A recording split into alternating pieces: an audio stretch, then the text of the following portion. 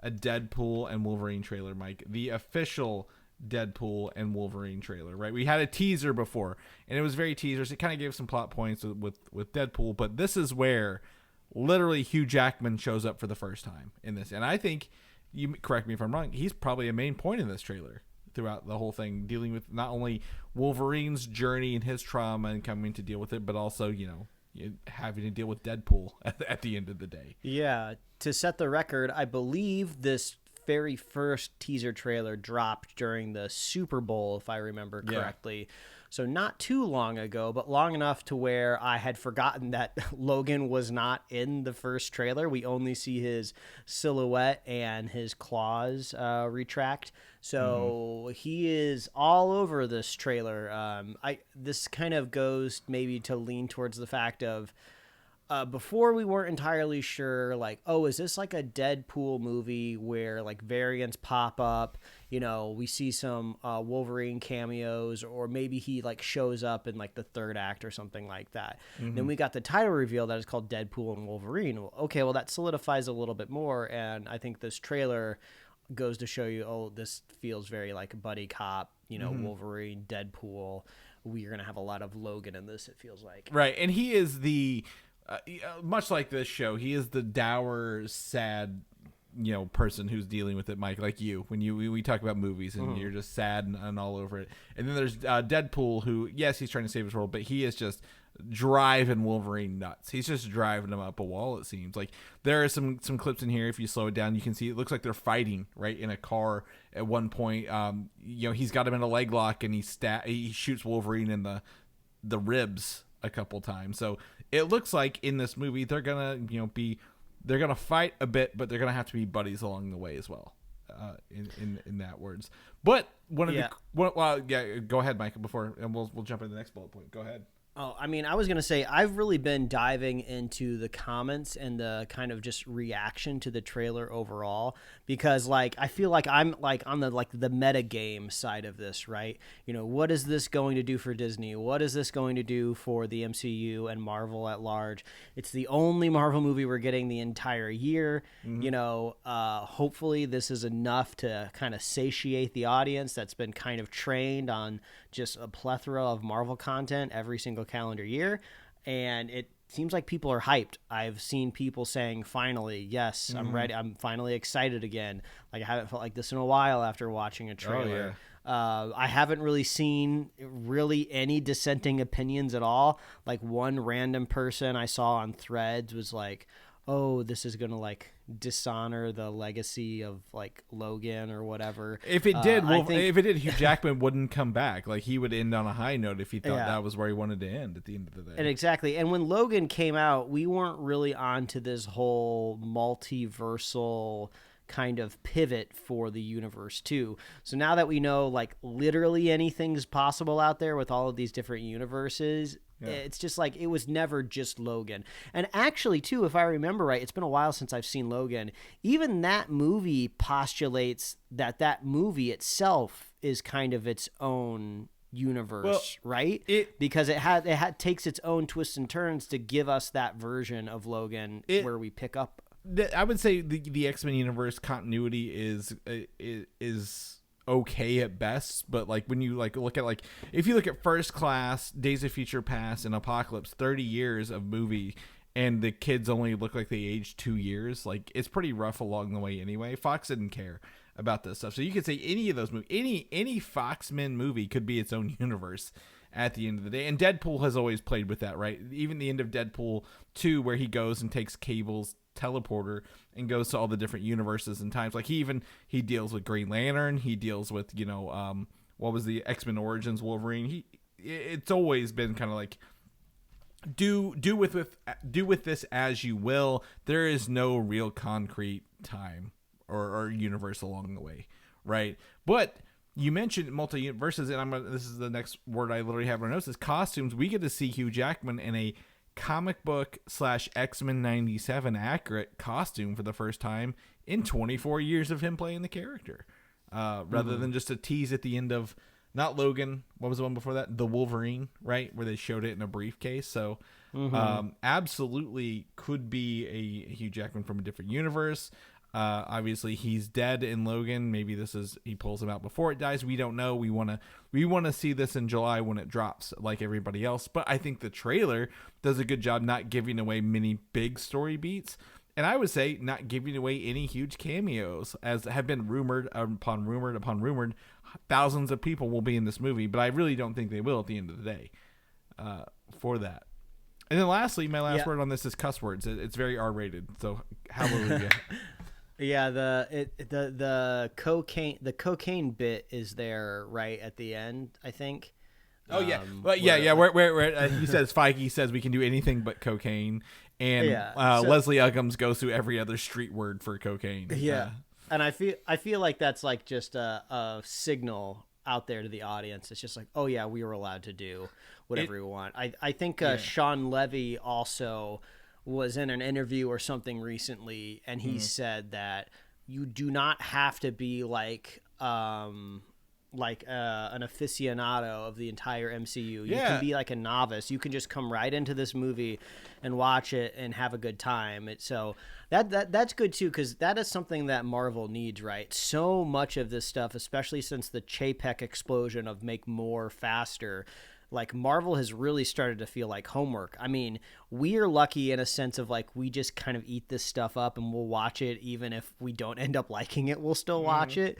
But we are in the minority, Chris. Like the general audience, which is going to fuel those box office dollars, does not have the time in their day to go back and watch all of these movies. So I think that's a good sign overall.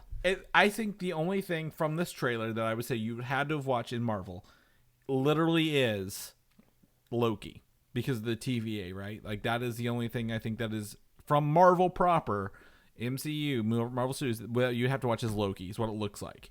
And even if you don't understand Loki, it looks like watch Loki, they look like they are breaking it down pretty simply for the audience, even from the trailer. Like I can't say the movie, the finality, but like it's like this is a TVA, this is what we're doing, this is what you have to do. It looks like they're literally holding our hands to explain that to us in the trailer along the way. For those who didn't watch Loki, right? So that's a plus. I will say, based on just watching this trailer and the few cameos you do see, boy, I hope you have a good memory of the Fox movies, because they are pulling stuff out of like X-Men 2. X-Men First Class, kind of along the way to get to this point, because there's like a little, you can see Lady Deathstrike, and you can see Azazel from First Class, and I think, but they're both outside Ant-Man's helmet. So if you have watched Civil War or any Ant-Man movie, that's going to be a fun little Easter egg for you along the way, right? But you don't have to understand what a giant man is to understand why that big person exists in this universe. It's funny. I mean, obviously the cameos to previous X-Men movies are great. Toad's in this trailer, or if he's not, there was like the actor or something was out there on social media confirming that he's in it. And then I saw next to it, people in the comments are just like, "Whoa, Toad's back!" And I was like, no one's excited about stop pretending. I mean, obviously we're all hyped for this movie and we can be excited for cameos, but it's just Toad. Did he die in the first X-Men movie? I don't remember. He got struck by lightning by Storm, because Storm says, you know what happens when a Toad struck by lightning? And it's like, I don't remember if she even finished that line. I was like, this is the stupidest line I've ever heard in any movie. I don't remember if.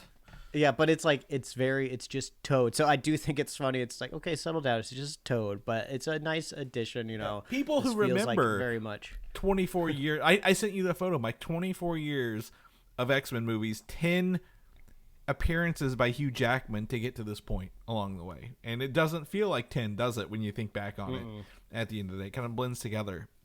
One of the cool things I will say, I sent you this. I screen recorded this, Mike, because I needed you to see it. There's the sequence where Wolverine is swinging at Deadpool in the void, and he's like dodging.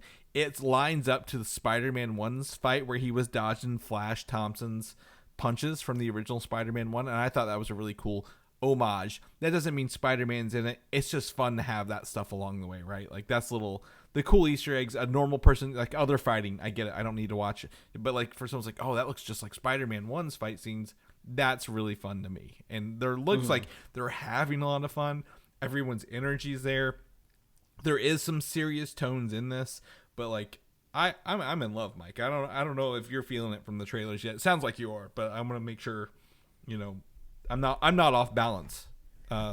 To how well, you'll have to. This. Everyone will have to stay tuned to the podcast because my child is expected to arrive here on this terrestrial plane with the rest of us right around this movie releases at the end of July. So we'll see what happens. Mike's here watching a cam on yeah. We'll see what happens here on the podcast for sure. Maybe the spoiler cast we review, there could be a crying child in the background. I don't know. I guarantee listeners out there, I will never put you before my family. But tragic. We'll see how things time. I love you, listeners. I'd put you first. Let's no. But I will say, despite this trailer coming out, there are still always some quote unquote reshoots taking place through May for this movie.